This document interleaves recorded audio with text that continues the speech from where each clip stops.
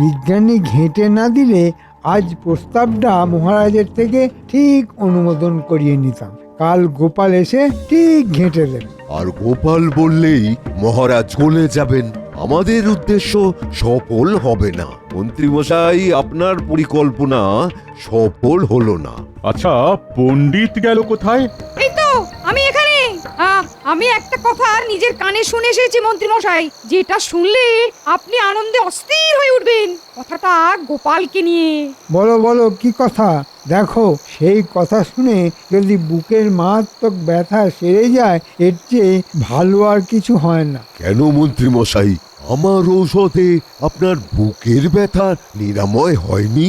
এই ব্যথা ওষুধে যাবার নয় রাজবৈদ্য, এই টনটনে ব্যথার নিরাময় হবে শুধু একজনের প্রস্থানে। তাহলে তো ভীষণ চিন্তার কথা। সেই একজন তো মহারাজের খুব প্রিয়, সে তো যাবার নয়। তাহলে আরে তার খবরই তো এনেছি মন্ত্রী মশাই। আপনার এই মারাত্মক বুকের ব্যথার চিরবিদায় হবে। মানে বলো বলো, শিগগির বলো। গোপাল একেবারে গেছে মন্ত্রী মশাই, একেবারে নিজের কানে শুনে এলাম। আরে বাবা, পণ্ডিত মশাই ভালো কথা একটু না থেমে বলতে পারেন না? অনিত, বলো, তুমি নিজের কানে কি শুনে এত উত্তেজিত হয়ে আমাকে বলতে এলে? মহারাজ গোপালকে রাজসভা থেকে তাড়িয়ে দিয়েছে, আমি নিজের কানে শুনে এলাম। তাই? এই কি হলো কি? কেমন করে হলো? সব বিস্তারিত জানাও। থেমে থেকো না পণ্ডিত, থেমে থেকো না। রাজপ্রাসাদের বারান্দা দিয়ে যাচ্ছি, হঠাৎ কানে এলো গোপালের গলা। গোপাল মহারাজকে খুব উঁচু গলায় বলছে, আপনার এই কথা খুব ভুল, মানা যায় না। আমি দাঁড়িয়ে পড়লাম। গোপালের এত সাহস, মহারাজের মুখের উপর এভাবে কথা বলে। আমি ভেজানোর দরজার মধ্যে দিয়ে ঘরের ভেতরে দেখলাম। মহারাজ, আপনি রাজা, আপনি এই কথা কি করে বলতে পারেন? এটা অন্যায় মহারাজ। তোমার তোমার এত বড় সাহস, তুমি আমার সামনে দাঁড়িয়ে আমার মুখের উপর কথা বলো? তোমার স্পর্ধা দেখে আমি আশ্চর্য হয়ে যাচ্ছি। আমি দিন দরিদ্র একজন মানুষ, কিন্তু আমার মেরুদণ্ডটা সোজা মহারাজ। গোপাল, শোনো শোনো, তুমি আমার খুব প্রিয় বলে তুমি আমাকে এইভাবে কথা বলতে পারো না। তোমার এই অপরাধের জন্য তোমাকে আমি কঠিন শাস্তি দিতে পারতাম, কারাগারে নিক্ষেপ করতে পারতাম, কিন্তু সেটা করছি না। শুধু শুধু তোমাকে আমি আমার রাজসভা থেকে বরখাস্ত করলাম। কাল থেকে এই রাজসভায় তোমার মুখ যেন আমায় আর দেখতে না হয়। আরে বাবা, এই খবরটা তো এক্ষুনি মন্ত্রী মশাইকে দিতে হয়। ওই কথা শুনে নিজেকে স্থির রাখতে পারিনি। কি মন্ত্রী মশাই, গেল আপনার বুকের ব্যথা? রাজবৈদ্য, একটা চিমটি কার্টুন তো দেখি। কেন? আরে, আমি দিয়ে আছি না ঘুমিয়ে স্বপ্ন দেখছি, সেটা জানতে হবে তো, তাই বলছি। এত ভালো খবর তো আসে না। না না মন্ত্রী মশাই, আপনি স্বপ্ন দেখছেন না, সুন্দর বাস্তবের মাটিতে দাঁড়িয়ে আছেন। কি নিয়ে লাগলো সেটা তো জানা গেল না। না, এ তো জানা যায়নি। কাল রাজসভায় জেনে নেবেন মন্ত্রী মশাই। মন্ত্রীমশাই এত সুসংবাদ পেলেন, এবার তো গিন্নিমার হাতের রান্না খাওয়াতে হবে। ভোজ কবে খাওয়াবেন? আসছে রবিবার মধ্যাহ্ন ভোজনের আমন্ত্রণ রইল। কেমন, ঠিক আছে? ঠিক ঠিক আছে, আছে। ঠিক আছে।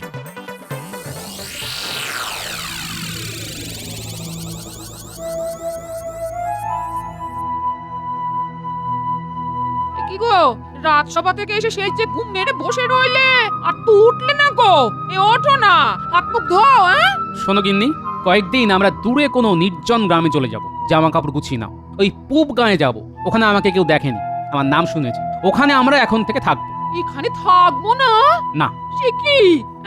মহারাজ আমাকে বরখাস্ত করেছেন। ও মা গো, কি হবে গো? কি খাবো গো? কয়েকদিন নয় প্রকৃতির হাওয়া খেয়ে কাটাবো। নাকি কান্না থামাও তো। কাজ চলে গেলে খাবো কি? কেন, আমাদের পৈতৃক পেশায় চলে যাব? কাজ জানি, না খাইয়ে রাখবো না। হ্যাঁ, কি হয়েছে জানতে পারি? নিশ্চয়ই পারো, তবে এখন নয়, পরে। এখন শুধু বোঁচকা বুচকি নিয়ে দুগ্গা বলে সকাল হতেই বেরিয়ে পড়বো। কোথায় যাবো? এই কৃষ্ণনগর থেকে দূরে, যেখানে আমাকে কেউ চেনে না, ওখানে কিছুদিন থাকবো। কিছুদিন মানে? তারপর কোথায় যাবো? তার পরের কথা পরে ভাবা যাবে গিন্নি। নাও নাও নাও গিন্নি, তাড়াতাড়ি বোঁচকা বুচকি গোছাও, তারপর একটু গড়িয়ে নাও। সকাল সকাল বেরোবো, বুঝলে? তোমার মনটা কি এখন একটু ভালো হয়েছে? আর মন, মনেরও সহ্যের একটা সীমা আছে। ভাঁড়েরও দুঃখ হয় গিন্নি, ভাঁড়েরও মন খারাপ হয়।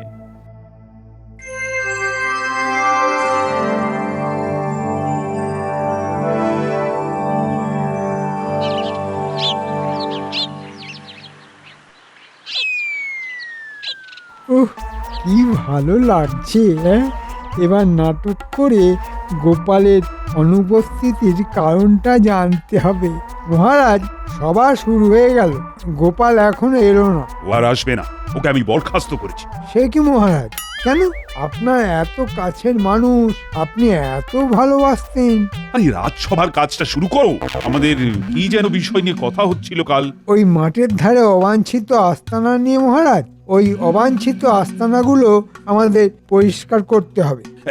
এ সম্পর্কে আমি পরে সিদ্ধান্ত নেব। এ নিয়ে এই মুহূর্তে কোনো আলোচনাই হবে না। বাবা, বেশ ভালো একটা সময় ছিল, পথের কাঁটার গোপালটাও নেই।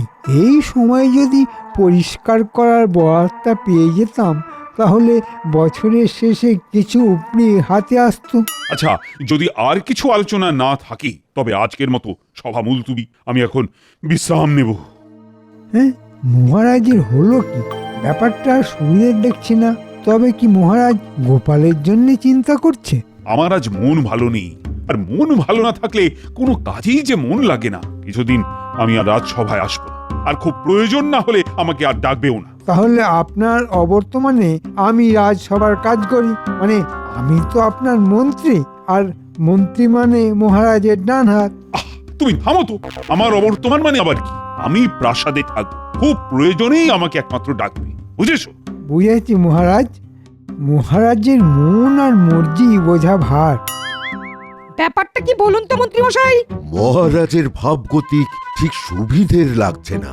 মনে হয় কোনো কারণে খুব বিচলিত। বিচলিত হওয়ার কারণ কি গোপাল? ঘুরে ফিরে সেই গোপাল চলে গিয়েও ছায়া রেখে যায়, কিছুতেই যায় না। মন্ত্রীমশাই বলি কি, একদম চিন্তা করবেন না। প্রথম মহারাজের একটু ওই রকম দুঃখ দুঃখ ভাব থাকবে, তারপর ঠিক হয়ে যাবে। এটা আমার গণনা বলছে। তোমার গণনা? আর কি কি বলছে রাজ্যোতিষী? আমার ব্যাপারে তুমি কিছু আগাম জানাতে পারো?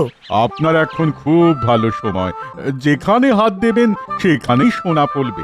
কিন্তু সোনা তো ফললো না, মহারাজ তো ধমক দিলেন। আরে আমি তো এই মাত্র গণনা করলাম, ঠিক এই মুহূর্ত থেকে আপনার শুভক্ষণ শুরু হবে। কাল থেকে দেখবেন আপনার ভাগ্য আপনাকে কোথায় নিয়ে যায়, দেখবেন। বলছো?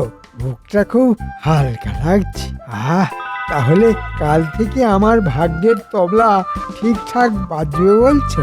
একদম তালে বাজবে। তেরে কেটে কেটে তা খাস্তা খাস্তা দ্রিমি দ্রিমি দ্রিমি দ্রিম, আসছেই শুভ দিন। শান্তি।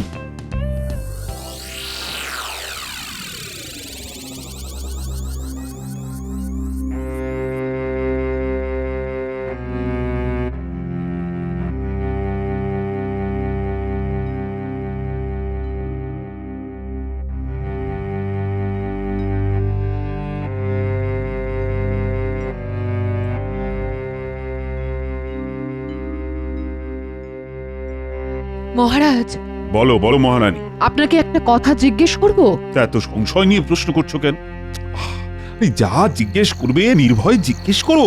গোপালকে কি আপনি আপনার সভা থেকে বহিষ্কার করেছেন? হ্যাঁ, করেছি। কিন্তু কেন মহারাজ? গোপালের অপরাধ? গোপাল আমার সাথে তর্ক করেছে। ঘটনাটা কি আমাকে বলা যাবে মহারাজ? মহারানী, সেদিন রাজসভায় মন্ত্রী একটা প্রস্তাব এনেছে, গোপাল সেদিন ছিল না। মহারাজ, আমাদের রাজ্যের মধ্যে মাঠের ধারে যে অবাঞ্ছিত আস্তানাগুলো বংশ পরম্পরায় রয়েছে, সেগুলোকে ভেঙে ওখানে বেশ সাজানো গোছানো বাজার করলে ভালো হয়। তাতে আমাদের রাজস্ব বাড়বে, রাজকোষে অর্থ আসবে। খুব ভালো প্রস্তাব মহারাজ। তাতে আমাদের রাজ্যের সৌন্দর্য বাড়বে। মন্ত্রী মশাইয়ের প্রস্তাবকে আমি পূর্ণ সমর্থন দিলাম। বিজ্ঞানী, তুমি চুপ কেন? তোমার কি প্রস্তাবটা ভালো লাগেনি? না মহারাজ, প্রস্তাবটা ভালো, তাতে সন্দেহ নেই, কিন্তু একটা কথা আছে মহারাজ। এর মধ্যে তুমি আবার গোপালের মতো কিন্তু খুঁজে পেলে? না না না না না, তুমি বলো বিজ্ঞানী। আর তোমার যেন কোথাও খটকা লাগছে বলে মনে হচ্ছে। মানে যারা ওখানে এতদিন ধরে আছে তারা যাবে কোথায়? মানে তাদের তো পুনর্বাসন দিতে হবে মহারাজ। কেন? ওরা তো নিয়ম বহির্ভূতভাবে আছে। যারা বেআইনিভাবে ঘর করে থাকবে তাদের পুনর্বাসন দেবার কোনো মানে নেই। মন্ত্রীর কথাটা আমার মনে ধরলো, আর আমি মনে মনে ঠিক করে নিলাম যে অস্থায়ী ঘরগুলো ভাঙব। রাতে যখন আমি বিশ্রাম করছি, ঠিক তখন গোপাল এলো।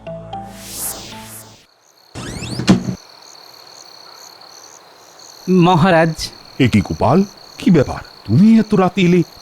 কোনো বিপদ ঘটেছে নাকি? তা তো একটু ঘটেছে, আর ঘটেছে বলেই তো রাতে আপনার সঙ্গে দেখা করতে এলাম। বলো বলো বলো, কি প্রয়োজন? মহারাজ, শুনলাম নাকি মন্ত্রী মশাই ওই মাঠের ধারে যেখানে কিছু গরিব মানুষ বহু বছর ধরে আছে ওদের ওখান থেকে সরিয়ে দিতে চাইছেন। হ্যাঁ হ্যাঁ, ঠিকই শুনেছো। ওইখানে আমরা বাজার করব ঠিক করেছি। নামি দামি বণিকরা তাদের পসরা সাজিয়ে বসবে। কি ভালো প্রস্তাব না, কি বলো? তা ভালো, কিন্তু ওখানকার আদিবাসিন্দারা থাকবে কোথায় মহারাজ? তা ওরা যখন এখানে ঘর বেঁধেছিল তখন কি আমাকে জিজ্ঞেস করেছিল? ওরা তো আমার আপনার জন্মের আগে থেকে ওখানে বংশ পরম্পরায় আছে মহারাজ। ঠিক আছে ঠিক আছে, একটা কথা বলো দেখি, তুমি তো আজকে সভায় আসুন, তা খবরটা পেলে কি করে? সকালবেলা আমি আমার ঘরের চালে উঠে খড় দিয়ে চাল ছাইছি, ঠিক তখন পুঁটির বাবা আসে, হাপুস নয়নে কাঁদছে। বলি নিচে একটু খেয়াল রেখো, হ্যাঁ? দরজা খোলা কিন্তু। কি বা আছে গিন্নি নেবার মতো? বলি রান্না করে রেখেছি, মাছ ভাজা আছে, আর বাইরে মেনিটাও আছে। আর কিছু বললাম না কিন্তু, বাকিটা বুঝে নিও। আমি চললাম, হ্যাঁ। ঠিক আছে, তুমি নিশ্চিন্তে যাও। আহা মনরা কাটে না, বুকের যাতনা বুঝে না। আহা মনরা কাটে না, বুকের যাতনা বুঝে না। আহা মন। গোপাল দাদা, সর্বনাশ হয়ে গেল, আমার সব চলে গেল, মাথা গোজার স্থানটুকু আর থাকবে না। আরে না কেঁদে আমাকে একটু বুঝিয়ে বলো দেখি। মন্ত্রীমশাই নজর পড়েছে আমাদের 7 ঘরের ওপর। আমরা 7 পুরুষ ধরে আছি, মহারাজকে কর দিই, তবু কেন আমাদের ওখান থেকে হাঁটিয়ে দেবে? আরে তুই অর্ধেক বলে আবার কেঁদে ওঠে। আহা পুরো কথাটা বলো না, না হলে আমি বুঝবো কি করে? গোপাল দাদা, আজ বটা ঘটা এসেছিল রাজমিস্ত্রি নিয়ে। সর্দার রাজমিস্ত্রি এসে মাপজোক করতে লাগলো। বটা ঘটা বলে আমাদের ঘর মাসখানেকের মধ্যেই ভাঙা হবে। আমরা কোথায় যাবো গোপাল দাদা, বলো আমরা কোথায় যাবো, বলো গোপাল দাদা। আরে কেঁদো না, আমাকে মহারাজের সাথে কথা বলতে দাও। সন্ধেবেলায় যখন কেউ থাকবে না, আমি মহারাজের সাথে কথা বলবো। আমি ভালো করে বিষয়টা বুঝে নিই আগে। কেঁদো না। আরে আমি থাকতে তোমাদের কোনো বিপদ হতে দেব না। ওরা কি করবে মহারাজ? ওদের আমি কথা দিয়েছি। কথা দেবার মালিক কি তুমি? না মহারাজ, কথা দেবার মালিক আপনি। আমি শুধু আমার কথাটা আপনার কাছে নিবেদন করলাম। ওদের মাথার উপর ছাদটা বানিয়ে দিন মহারাজ। যারা অবাঞ্ছিত তাদের দায়িত্ব আমার নয়, ওদের মাথা গোজার দায়িত্ব ওদেরকেই নিতে হবে। মহারাজ আপনি রাজা। গোপাল, তোমার মুখ যেন আমার না দেখতে হয়। ঠিক আছে মহারাজ, কাল থেকে আপনার রাজসভায় আসবো না, আপনাকে আমার মুখও দেখাবো না। কিন্তু আমার বিশ্বাস আপনি পরে এই ব্যাপারটা নিয়ে মনে কষ্ট পাবেন মহারাজ। চললাম। আমি সত্যিই খুব ধর্ম সংকটে পড়েছি গোপালকে ওইভাবে বরখাস্ত করে। গোপালের কথাটাও তো আবার ফেলে দেবার নয়, আবার মন্ত্রী যে কথাটা বলেছে সেটাও যে খারাপ বলেছে সেটা বলবো না। কৃষ্ণনগরের সৌন্দর্যের জন্য ওখানটা তো সুসজ্জিত বাজার করাটাও খুব জরুরি। আপনার মন কি বলছে মহারাজ? গোপালকে পুনরায় সভায় আনতে, এবং আমি চাই একটা সুন্দর পরিসমাপ্তি। তাহলে লোক পাঠিয়ে গোপালকে বলুন কাল থেকে রাজসভায় আসতে। পেয়াদা পাঠিয়েছিলাম, তারা এসে খবর দিয়েছে যে ঘরে তালা দেওয়া, গোপালকে নাকি কোথাও পাওয়া যাচ্ছে না। যে ধরা দিতে চায় না তাকে ধরবো কি করে বলো তো? তবে আমার বিশ্বাস গোপাল এমন কোনো এক জায়গায় গেছে যেখানে গোপালকে কেউ চেনে না। সম্পূর্ণ অজানা অচেনা জায়গায় গোপাল নিজেকে আত্মগোপন করে রেখেছে। মহারাজ, একটা উপায় আছে, গোপালকে বুদ্ধি দিয়ে ফিরিয়ে আনতে হবে। এমন কিছু করতে হবে যার সমাধান গোপাল ছাড়া আর কেউ করতে পারবে না। আচ্ছা, এমন কোনো উপায় কি আছে মহারানী, যাতে করে গোপালকে আবার ফিরে পেতে পারি? আছে মহারাজ, আছে।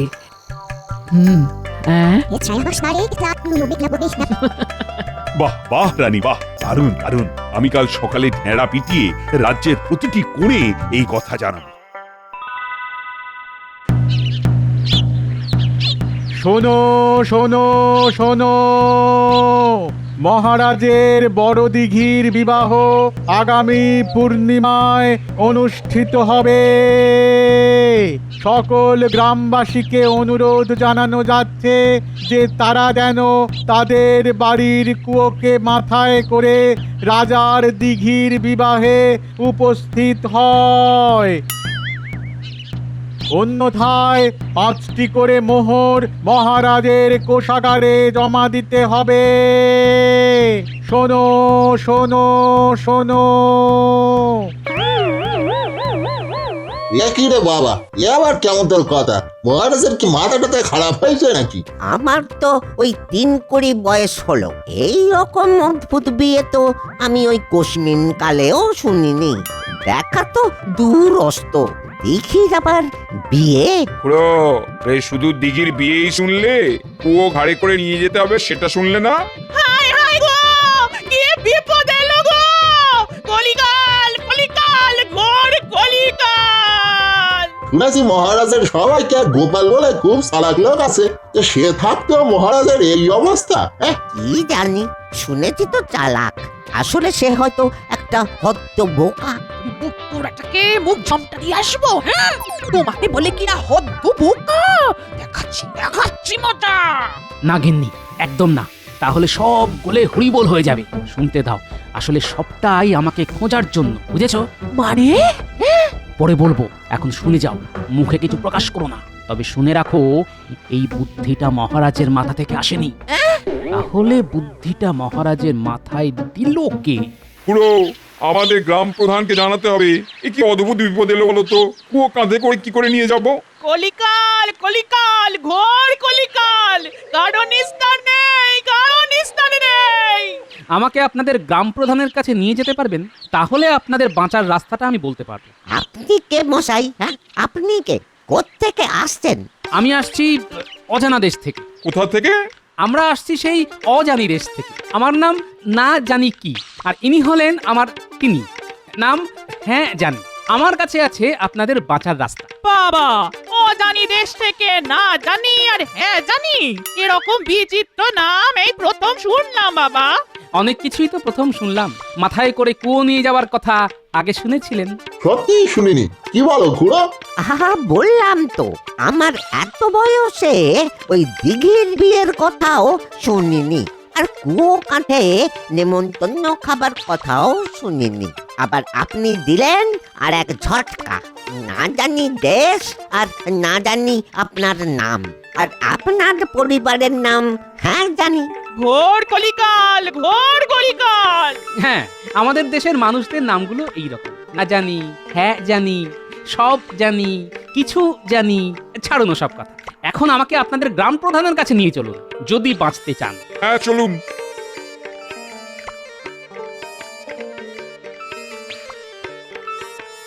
মহারাজের ঢেঁড়া শুনে মাথাটা কেমন ঘুরতে শুরু করেছে। কুয়ো কাঁধে করে দিঘির বিয়ে খেতে যাবার মতো অসম্ভব কথা মহারাজের মাথায় এলো কি করে? আপনার সাথে এই ব্যাপারে কথা আছে গ্রাম প্রধান। আপনি কে? আপনাকে তো এই গ্রামে আগে দেখিনি। আমি অনেক দূর থেকে আসছি, সেই 3 নয়ের মাঠ পেরিয়ে 3-10 রাজ্যের অজানি দেশ থেকে। আমার নাম না জানি কি, আর ইনি হলেন আমার পরিবার, নাম হ্যাঁ জানি। আমি এসেছি আপনাদের এই ভয়ঙ্কর সমস্যা থেকে উদ্ধার করতে। মানে মহারাজের দিঘির বিয়ে? হ্যাঁ গ্রাম প্রধান, আপনি যাবেন মহারাজের কাছে গ্রামের কিছু মানুষকে নিয়ে, বলবেন মহারাজ, মহারাজ, আমরা আসছি পূব গাঁ থেকে। আপনার নিমন্ত্রণ আমরা স্বীকার করলাম মহারাজ। কিন্তু শর্ত জানো তো? জানি মহারাজ, জানি। আমাদেরও একটা শর্ত আছে মহারাজ। আচ্ছা বেয়াদব তো তোমরা, মহারাজকে শর্ত দাও। মন্ত্রী, ও তুমি বুঝবে না। নাও নাও নাও, শিগগির তোমাদের শর্ত বলো। শিগগির বলো, আমি তোমাদের শর্ত শুনতে চাই। মহারাজ, আমাদের শর্ত হলো, আমাদের কুয়োগুলো খুব ধরেছে যে যার বিয়ে সেই আপনার দিঘি যেন তাদের এসে নিমন্ত্রণটা করে যায়। ওই ভেড়াওয়ালার নিমন্ত্রণ সে নেবে না, দিঘিকে আসতে হবে আমাদের পূব গাঁয়ে। তাই এই শর্তটা কে শিখিয়েছে? গ্রাম প্রধান? এটা তো তোমার বুদ্ধি নয় বাবা, কে শিখিয়েছে? কে আর শেখাবে? আমার শত্রু ছাড়া ভালো লাগে না। রাজ্যতীষীর গণনা কিছুতেই মেলে না। মহারাজ, সে বড় অদ্ভুত মানুষ, অজানি দেশ থেকে এসেছেন, নাম না জানি কি, ওনার পরিবারের নাম হ্যাঁ জানি। গোপাল গোপাল আমার গোপাল, অবশেষে ধরা দিলে তুমি। ও প্রধান, তোমাদের কাছে যে মানুষটা গেছে না, ওই না জানি না কি নাম বললে না, ও আসলে আমার সবার সবচেয়ে বুদ্ধিমান মানুষ, গোপাল, গোপাল ভাঁড়। প্রধান প্রধান তুমি লোক পাঠাও, গোপালকে সসম্মানে নিয়ে আসো। আর তোমাদের পুবগায়ের প্রতিটি লোকের কাল এই প্রাসাদে নিমন্ত্রণ। মন্ত্রী, আয়োজনের দায়িত্ব কিন্তু তোমার। দেখো নিমন্ত্রিতরা যেন অসম্মানিত না হয়। আটা ঘায়ে নুনের ছিটে, হ্যাঁ? আয়োজনের ত্রুটি হবে না মহারাজ।